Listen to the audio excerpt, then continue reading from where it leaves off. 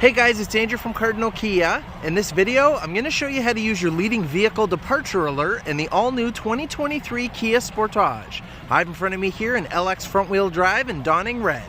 Let's get started. Okay, so to start us off, all of the 2023 Kia Sportage have the driver attention warning system in them. And there's two things attached to that. The first one is the inattentive driving alert, and the second one is the leading vehicle departure alert. And that's the one we're going to talk about in this video. So what we're going to do first is head into the instrument panel.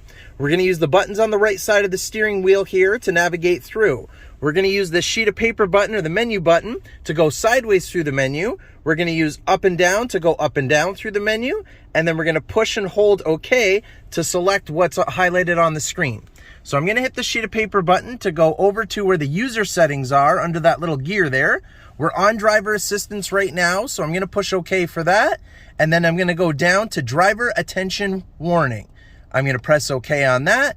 And right now my leading vehicle departure alert is currently on. So there's no real visual indicator anywhere in here to let you know that system is on. But if you happen to be out driving and you're in, let's say, stop and go traffic on the highway or just anywhere you're going, there's traffic, or you happen to be sitting in Tim Hortons drive-thru, for example, but you're sitting long enough that you might start to do a bit of a wander and you're just kind of looking around at stuff that's around you. Well, if the vehicle ahead of you starts moving, the car is going to ping in the instrument panel to get your attention, to bring you back to front and center, to let you know the leading vehicle is now moving, so you can get moving with it too. Now, this system is kind of neat because it works in conjunction with your idle stop and go system and the auto hold system.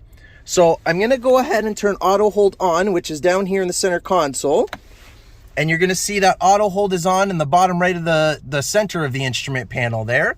So if I was in drive and I'm going to come to my complete stop, and you'll see auto hold went green. So naturally, I haven't really, actually, I'm just going to go ahead and just move the car right now. Okay, so now I've come to a complete stop, and both auto hold and the idle stop and go symbol there are green. So I can now take my foot off the brake pedal because the car is holding it for me. And if there was a car ahead of me and that car then started to move, the leading vehicle departure is going to ping to let you know it's starting to move. But at the same time, because my foot's already off the brake, the idle stop and go system is going to kick back in and the engine's going to start up again, just knowing that the vehicle ahead of me is now starting to move. And then that gives me only one more step to do, and that's just to tap the gas a little bit just to get moving again. And next time I come to a complete stop, if you're just, going to the next spot in your Tim's drive-thru, again, the engine will shut down. Auto hold's holding the brake pedal. I can take my foot off. If the car ahead of me starts moving, leading vehicle pings on there to let me know.